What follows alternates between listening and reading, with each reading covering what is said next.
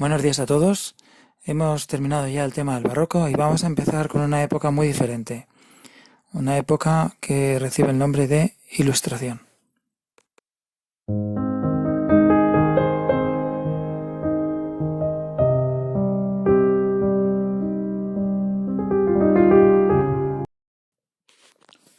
El siglo XVIII es el de la Ilustración y el despotismo ilustrado, una época de reformas que pretenden mejorar las condiciones del pueblo, pero sin tenerla en cuenta. Todo para el pueblo, pero sin el pueblo, era su lema. En medio, dos hitos históricos jalonan el periodo, como son la independencia de Estados Unidos en 1776 y la Revolución Francesa en 1789, que pondrá en guardia a la realeza y a las cortes europeas por su violencia y por suponer la ruptura definitiva con el antiguo régimen. En España, este periodo de la Ilustración podría enmarcarse perfectamente entre dos guerras, la de sucesión entre 1701 y 1614, que supondrá la llegada al trono de los Borbones y el reformismo francés con Felipe V, la guerra a la independencia 1808-1814, con que se cerrará de forma trágica este periodo. Goya será testigo excepcional de este cambio de época. Esta época es también conocida como el siglo de las luces por la importancia que se da ahora a la razón, que guía los pasos del conocimiento humano tanto desde un punto de vista empirista, como ocurre sobre todo en Inglaterra con Newton, Bacon, Locke, como racionalista. Tal es el caso de Descartes en Francia. La razón, Descartes o Descartes. La razón debe ser el único faro que nos guíe. El sapere aude, atrévete a pensar, entonado por Kant, nos sitúa además en un momento de incertidumbres ante el derrumbe de un saber que se había apoyado tradicionalmente en la autoridad de la Iglesia. Precisamente es esto último lo que explica en gran medida el anticlericalismo en algunos de sus máximos representantes y el desarrollo de movimientos como el deísmo, que pretendían explicar la existencia de Dios a partir del razonamiento lógico y no de la fe. Pero tan importante como el propio conocimiento y como el criticismo que cuestiona las tradiciones y a las autoridades en el saber, era también la difusión de ese mismo saber. Y la enciclopedia francesa de D'Alembert y Diderot será su fruto más preciado. En ella colaboran muchos de los mayores ilustrados de la época como Montesquieu, Rousseau o Voltaire. El didactismo quedará así desde sus inicios impreso en el ADN del movimiento ilustrado, y a ello deben su nacimiento instituciones como la RAE, la Real Academia Española, en 1713, el Jardín Botánico, el Museo del Prado, los Ateneos, etc. El desarrollo del periodismo con la aparición de los primeros diarios en la segunda mitad del siglo y, por supuesto, el ensayo, el género didáctico dentro de la literatura, tiene mucho que ver con esta orientación, como el hecho de la preocupación que muchos ilustrados mostraron por la educación. Por su parte, el principio estético dominante es el neoclasicismo, que afecta al arte en general y a la literatura en particular. La vuelta a lo clásico supone revalorizar el equilibrio y lo racional, lo armónico y lo sobrio, valores que vemos plasmados en España en arquitectos como Juan de Villanueva o Ventura Rodríguez. En la imagen podéis ver el Palacio de Boadilla, que es precisamente obra de este arquitecto. La imitatio es el principio básico. Imitar el estilo de los clásicos y el respeto a las normas y preceptos. La diferenciación nítida de los géneros literarios, por ejemplo.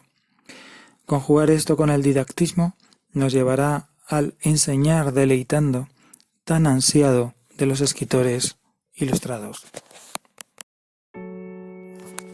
Las características señaladas arriba, unido al utilitarismo de la época, explican en gran medida la importancia del ensayo, con el padre Feijoo como introductor de la Ilustración en España. A pesar de su condición de religioso, o quizás también por ello, dedicó gran parte de su obra a luchar desde su consabida búsqueda del justo medio contra las supersticiones y el saber basado simplemente en la autoridad, en obras como su monumental Teatro Crítico Universal. Más adelante aparecerán Cadalso con sus cartas marruecas, ensayo de estructura epistolar, es decir, en forma de cartas, en la que destaca el perspectivismo, semejante a las cartas persas de Montesquieu. El perspectivismo consiste en contar la historia desde los diferentes puntos de vista de distintos personajes. Así como su inconclusa, es decir, no terminada, pieza dramática de las noches lúgubres, considerada ya prerromántica, con la que anticipa muchos de los rasgos ya del romanticismo. Y sobre todo, Jovellanos, a quien tan sabiamente retrató Goya, y considerado el prototipo del hombre ilustrado. Su informe sobre la ley agraria es considerada su obra más influyente, pero no podemos olvidar obras tan emblemáticas como El delincuente honrado, teatro. Su espíritu crítico y su reformismo, sin embargo, le llevó a sufrir destierro en el castillo de Belver, en Mallorca. En el ensayo también hay que recordar la influyente Poética de Luzán, escrita a la manera del arte poética de Boileau, obra en la que se describían y se proponían a la vez los criterios estéticos y los preceptos del neoclasicismo. Esto por lo que se refiere al ensayo.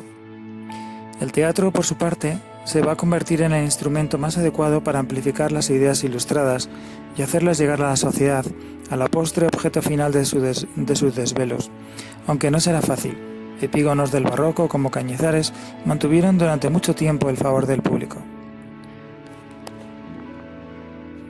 Sin embargo, la transformación de los corrales de comedias en teatros burgueses y la prohibición de los autos sacramentales con Carlos III marcan el nuevo rumbo del teatro neoclásico presidido por el buen gusto, la diferenciación estricta de los géneros, tragedia, comedia y drama, la división de las obras en 3 actos y el respeto a las 3 unidades dramáticas mal llamadas aristotélicas de espacio, tiempo y acción, tal como habéis visto en El sí de las niñas que leísteis recientemente. Pretendían un teatro de enfoque didáctico y moralizador, crítico con la sociedad y las costumbres de la época, que contribuyese a la modernización del país. En él destacaron Nicolás Fernández de Moratín, el padre del autor que leíste, Leandro. Nicolás Fernández de Moratín fue el autor de obras como Guzmán el Bueno, una tragedia, digamos, histórico-legendaria, y García de la Huerta, también autor de tragedias como Raquel. Ambos fueron los principales representantes dentro de este género. Mientras que en la comedia iban a brillar Tomás de Iriarte, con obras como El señorito mimado, y especialmente el que habéis leído y conocéis mejor, que es Leandro Fernández de Moratín, hijo de Nicolás, como os decía hace un momento, que se centraría sobre todo en el tema del matrimonio, con obras como El sí de las niñas o El viejo y la niña.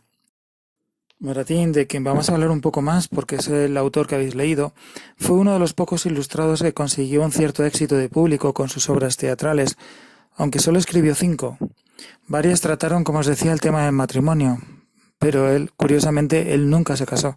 Murió además en el destierro, como creo que ya os he dicho. El sí de las niñas, de Leandro Fernández de Moratín, situado ya en la etapa final de la Ilustración bajo el reinado de Carlos IV, cuando el movimiento había superado ya su máximo esplendor y asoman los primeros síntomas prerrománticos, es sin duda una de las obras más representativas de la época. La obra trata el problema de los matrimonios concertados, tema polémico en la época, y expresa las cualidades más relevantes del periodo neoclásico.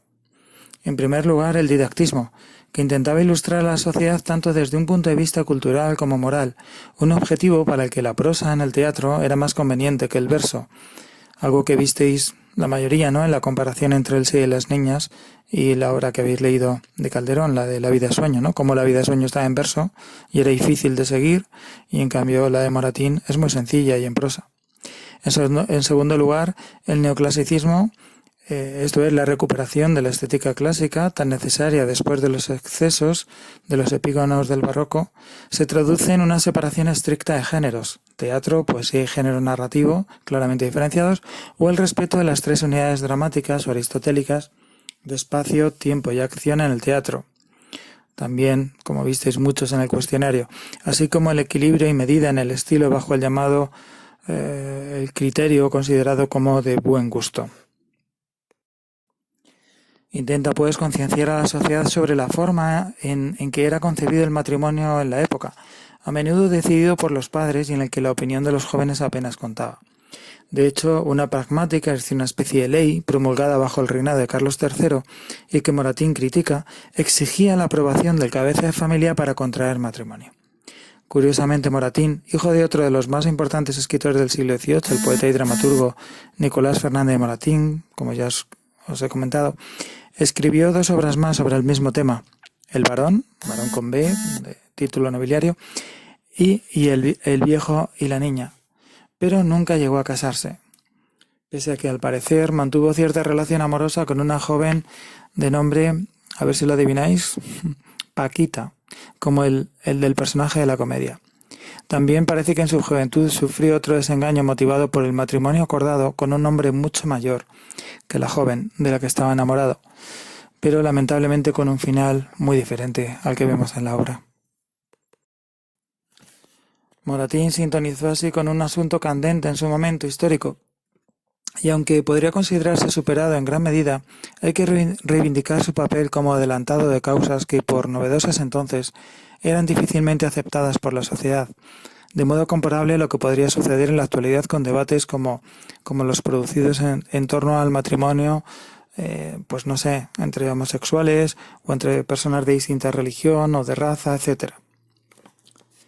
Por desgracia, el triunfo de Moratín fue efímero.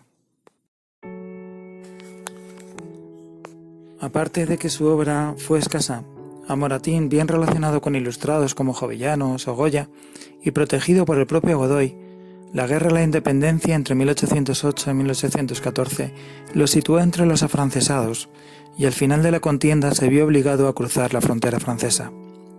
Se anticipaba así dramáticamente a lo que será en el futuro el devenir de los exiliados españoles, como consecuencia del enfrentamiento entre las dos Españas, del que un siglo más tarde hablaría Antonio Machado. No en vano, la comedia del Sí de las Niñas fue en varias ocasiones prohibida y censurada por la Inquisición, aunque a muchos de vosotros seguramente os parezca increíble. Bueno chicos, pues aquí lo dejamos. Habría más cosas de las que hablar, como por ejemplo las novelas durante el siglo XVIII, en la Ilustración, pero bueno, me parecen temas marginales. Prefiero que esto que hemos visto lo sepáis un poquito mejor y con un poco más de claridad. Hasta pronto chicos.